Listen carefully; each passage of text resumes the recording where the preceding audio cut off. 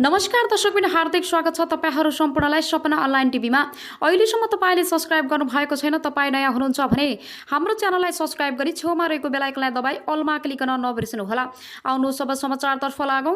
सीसीएमसीसी को बैठक बस्दै निषेधाज्ञा कडा लागू गर्ने, सुर्खेतमा 8 दिन लकडाउन थपियो। जिल्ला प्रशासन कार्यालय सुर्खेतले कोरोनाको संक्रमण दर पुनः बढ्न थालेपछि यसअघि जारी निषेधाज्ञालाई निरन्तरता दिएको छ। संक्रमणको जोखिम नियन्त्रण, रोकथाम, निदान र उपचारका लागि कोभिड-19 संकट व्यवस्थापन अध्यादेश 2078 को दफा 4 तथा स्थानीय प्रशासन ऐन 2028 को दफा 6(3) ले दिएको अधिकार प्रयोग गरी प्रमुख जिल्ला अधिकारी छविलाल श्रीजालले आज राति 12 बजेदेखि लागू हुने निषेधाज्ञालाई निरन्तरता दिनुभएको हो। पछिल्लो पटक यही साउन 22 गते राति 12 बजेसम्म 8 दिनका लागि निषेधाज्ञा थप गरिएको छ। जिल्ला प्रशासन कार्यालयका अनुसार स्वास्थ्य सुरक्षा, संचार, विद्युत, इन्धन, खानेपानी, सार्वजनिक तथा वित्तीय निर्माण कम्पनीहरू सम्बन्धी कार्यहरू, बैंक तथा वित्तीय संस्थाहरूलाई निर्बाध सञ्चालन गर्न सकिनेछ। तरकारी, फलफुल, दूध जन्य पदार्थ बिहान 6 बजेदेखि साँझ 6 बजेसम्म, खाद्यान्न पसल बिहान 9 बजेदेखि साँझ 6 बजेसम्म खोल्न सकिने समयावधि निर्धारण गरिएको छ। सार्वजनिक सेवा प्रवाह गर्ने र विकास निर्माणसँग सम्बन्धित कार्यालयले स्वास्थ्य मापदण्डको पूर्ण पालना गरी सञ्चालन गर्ने होटल तथा रेस्टुरेन्टमा कुल क्षमताको 50% नबढ्ने गरी सञ्चालन गर्ने गरी खुकुलो मापदण्ड बनाएको छ।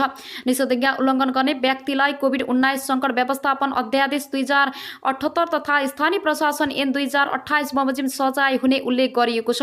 जनस्वास्थ्यका मापदण्डको पूर्ण पालना गरी सबै तहका परीक्षा सञ्चालन गर्न, सार्वजनिक यातायात यात्रुलाई अनिवार्य मास्क लगाउन, भौतिक दूरी कायम गर्न उत्प्रेरित गर्नुपर्ने, विवाह, व्रतबन्ध, मृत्यु, संस्कार जस्ता सामाजिक कार्यमा 24 जनामा सीमित रहेर सम्पन्न गर्नुपर्ने, मठ मन्दिर, गुम्बा, मस्जिद लगायतका धार्मिक स्थलमा पुजारीले नित्य कर्म बाहेक सामूहिक पूजापाठ, मेला, महोत्सव नगर्न प्रशासनले अपिल गरेको छ। यसैगरी बढ्दै गएको कोरोना संक्रमण नियन्त्रणबारे छलफल गर्न आज कोभिड-19 संकट व्यवस्थापन केन्द्र सीसीएमसीसी को बैठक बस्दैछ। प्रधानमन्त्रीको सचिवालयका अनुसार बैठक आज शुक्रबार अपराह्न 4 बजे सिंहदरबारमा बस्ने भएको छ। बैठकले निषेधाज्ञा कडा बनाउने निर्णय गर्न सक्ने सम्भावना रहेको बताएको छ। केही दिन यता कोरोना संक्रमणको दैनिक दर हातै बढेको छ। हिजो बिहीबार मात्र देशभर 3334 जनामा कोरोना संक्रमण पुष्टि भएको थियो। अहिले पनि देशका विभिन्न जिल्लामा निषेधाज्ञा जारी नै छ।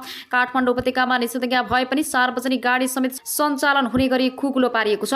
अब आउनु सरको समाचारतर्फ लागौं। 6 देखि बेलुका 7 बजेसम्म सञ्चालन गर्न सकिने व्यवस्थालाई निरन्तरता दिएको छ। यसैगरी झापामा जारी निषेधाज्ञा थप 1 साता लम्बिएको छ। निषेधाज्ञाको मोडालिटी परिवर्तन गरी थप 1 साता लम्बाएको छ। जिल्ला बिहीबार बसेको डीसीसीएमसी को बैठकले जारी निषेधाज्ञाको मोडालिटी परिवर्तन गरी सार्वजनिक सवारीमा लगाएको जोर बेजोर प्रणाली हटाएको प्रमुख जिल्ला अधिकारी श्रवण कुमार तिमिल सिन्हाले जानकारी दिए। त्यसैगरी व्यापारीले अत्यावश्यक सामग्री बाहेकका पसल स्वास्थ्य मापदण्डको पालना गरी बिहान 6 बजेदेखि बेलुका 7 बजेसम्म सञ्चालन गर्न पाउने भएका छन्।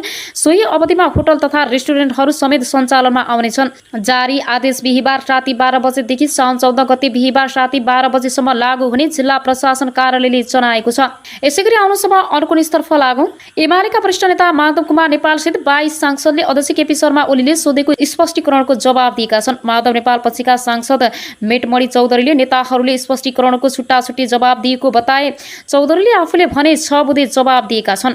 अध्यक्ष ओलीलाई सम्बोधन गरेर चौधरीले बुझाएको जवाबमा साउन 4 गतिको पत्र मार्फत उठाएका सवालहरूलाई नेकपा एमाले भित्र पछिल्लो समयमा विकास भएका राजनीतिक र सांगठनिक परिवेशमा हेर्न वाञ्छनीय हुने बताएका छन्। उनले जवाफमा 2077 साल फागुन 23 गते सर्वोच्च अदालतको फैसलापछि 9औं राष्ट्रिय महाधिवेशनबाट निर्वाचित केन्द्र कमिटीको बैठक बोलाई एकताबद्ध भएर निर्णय गरी अगाडि बढ्नुपर्नेमा विधिवत बैठक बोलाउनुको साटो पार्टी अध्यक्षले 2077 फागुन 28 गते केन्द्रीय कमिटीका सबै सदस्यहरूलाई जानकारी नै नदी गुटगत रूपमा प्रधानमन्त्री सरकारी निवासमा आफ्नो मत मिल्नेहरूको भेला बोलाई केन्द्रीय कमिटीको बैठक कथित विशेष बैठक भनेर पार्टीको विधान र प्रक्रिया विपरीत 9औं राष्ट्रिय महाधिवेशनमा निर्वाचित पदाधिकारी र सदस्यहरूको जिम्मेवारी परिवर्तन गर्ने नेकपा एमालेको सदस्य नरहेका 23 जना व्यक्तिलाई केन्द्रीय कमिटीको बैठक सदस्य मनोनयन गर्ने पार्टी विधानमा संशोधन गर्ने जस्ता निर्णय गरेको पाइयो। यो काम कसरी विधान सम्मत हुन सक्छ भन्दै प्रश्न गरेका छन्। अब आउनुहोस् अर्को निष्तर्फ लागौं। सरकारले साउन 3 गते आइतबार अपराह्न 4 बजे संघीय सदस्यका दुवै सदनको अधिवेशन आह्वान गर्न राष्ट्रपतिलाई सिफारिस गरेको छ। प्रधानमन्त्री शेरबहादुर देउवाको अध्यक्षमा बिहीबार बसेको मन्त्री परिषदले प्रतिनिधि सभा र राष्ट्रियताको अधिवेशन आह्वान गर्न सिफारिस गरेको हो। बैठकले सत्य निरूपण तथा मेलमिलाप आयोग र बेपत्ता पारिएका व्यक्तिको छानबिन आयोग म्याद 1 वर्ष थप गर्ने निर्णय गरेको छ। अब आउनुहोस् अर्को समाचारतर्फ लागौं।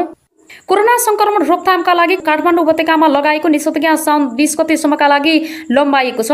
बिहीबार काठमाडौँ, ललितपुर र भक्तपुरका प्रमुख जिल्ला अधिकारीहरूको बैठकले निषेधाज्ञा साउन 20 गतेसम्म लम्बाउने निर्णय गरेको काठमाडौँ जिल्ला प्रमुख जिल्ला अधिकारी काली प्रसाद पराजुलीले बताए। साउन 1 गतेदेखि लागू हुने मापदण्ड अनुसार अत्यावश्यक कामले उपत्यका प्रवेश गर्ने सार्वजनिक तथा निजी सवारी साधनलाई आवत जावत गर्न दिने पनि परजीय पराजुलीले जानकारी दिए। साथै लामो तथा मध्यम दूरीका सार्वजनिक यातायात सञ्चालन गर्नका लागि सीसीएमसीसीलाई सिफारिस गरेको पनि उनले बताए। उनले भने त्रिभुवन विश्वविद्यालय लोक सेवा आयोगले परीक्षाका कार्यक्रमहरू सञ्चालन गर्ने सूचना निकालेको हुँदा लामो दूरीका सार्वजनिक यातायात सञ्चालन गर्ने सम्बन्धमा सीसीएमसीसीमा अनुरोध गरेका छौं। सीसीएमसीसी मार्फत नेपाल सरकारबाट निर्णय भएपछि लामो दूरी र मध्यम दूरीका सार्वजनिक यातायात सञ्चालन गर्ने सम्बन्धी निर्णय हुन्छ। उपत्यकामा सभा समारोह गर्न अझै रोक लगाएको छ। त्यस्तै पार्टी प्लेस, डान्स बार, नाचघर, swimming pool, salon, beauty parlour, health club, food stall, gymkhana, शैक्षिक संस्थाहरू भने अझै बन्द रहने प्रमुख जिल्ला अधिकारी पराजुलीले बताए। उनले पसलहरू बेलुकीदेखि 7 बजेसम्म खोल्न दिने पनि जानकारी दिए। पछिल्लो पटक थपिएको निषेधाज्ञा बिहीबार रातिदेखि सकिँदैछ। यसैगरी आउनुहोस् अब अर्को न्युजतर्फ लागौं। यात्रुवाहक सवारी भाडामा 28% सम्म वृद्धि गरिएको भन्दै 5 विद्यार्थी संगठनले आन्दोलनको घोषणा गरेका छन्। बिहीबार काठमाडौँमा बसेको विद्यार्थी संगठनको बैठकले भाडा घटाउनका लागि आन्दोलन गर्ने निर्णय गरेको हो। भाडा वृद्धिको निर्णय तत्काल खारेज नगरिएकोमा कडा सङ्घर्षमा उत्रिन र त्यसको सम्पूर्ण जिम्मेवारी सरकार हुने चेतावनी दिन चाहन्छौं। बैठकपछि जारी विज्ञप्तिमा भनिएको छ, कोरोनाले जनता थलिएको, लाखौं रोजगारी गुमेको, जनता आर्थिक रूपमा जर्जर भएर एकपटक खान जुटेसम्म गाह्रो भइरहेको समयमा यति ठूलो मात्रामा भाडा वृद्धि गरिनु निर्णय हो। साउन 1 गते यातायात व्यवस्था विभागमा ज्ञापन पत्र पेश गरेपछि आन्दोलनका थप कार्यक्रम घोषणा गरिने बैठकमा सहभागी अनेरा विश्व क्रान्तिकारीका उपाध्यक्ष सुरेन्द्र बस्नेतले बताए। यसैगरी नेपाल आयल निगमले पेट्रोलियम पदार्थको मूल्य 1 रुपियाँ मात्रै घटाएकोमा विद्यार्थी संगठनले असन्तुष्टि जनाएका छन्। ती संगठनहरूले निगमले 2072 पछि विद्यार्थी आन्दोलनको मागलाई आंशिक रूपमा सम्बोधन गर्ने प्रयास गरे पनि त्यो पर्याप्त नभएको बताएका छन्। निगमले एकातिर स्वचालित मूल्य प्रणालीलाई इमानदारीपूर्वक कार्यान्वयन गरेको छैन भने अर्कोतिर विद्यार्थी सहुलियत लागू गरेको छैन। तर तसर्थ पेट्रोलियम पदार्थमा लगाएको कर र अन्य कतिपय असान्दर्भिक शीर्षकमा उठाउने रकम घटाएर थप मूल्य घटाउन र एलपी ग्लासमा 2 सङ्घको सिलिन्डर बनाई विद्यार्थीलाई परिचय पत्रका आधारमा तत्काल सहुलियत दरमा उपलब्ध गराउन जोडदार माग गर्दछौं, विज्ञप्तिमा भनेको छ। अब आउनुहोस् अर्को समाचारतर्फ लागौं। अराजकता मचिने र नैतिकताका आधारमा मुख्यमन्त्रीले राजीनामा दिनुपर्ने अवस्था सिर्जना हुने भएपछि मार्सल लगाइयो। कुमार खड्का प्रवक्ता गण्डकी सरकार वार्षिक विकास कार्यक्रममा स्रोत अनिश्चित भई अघि बढेका योजना किन हटाइयो? सरकारले जवाब दिनुपर्छ। रामशरण बस्नेत सांसदले एमालेमा गए। रामशरण बस्नेत सांसद एमाले प्रमुख प्रतिपक्षी दल एमाले लगातार सांसद बैठक अवरोध गरेपछि गण्डकीमा मार्सल लगाएर विनियोजन विधेयक 2078 बजेट पारित गरिएको छ। पटक पटक बसेको कार्यव्यवस्था परामर्श समिति बैठकमा सहमति जुट्न नसकेपछि बजेट पारित गर्न मार्सल परिचालन गरिएको थियो। त्यस क्रममा सांसदले तोडफोड समेत गरेका थिए।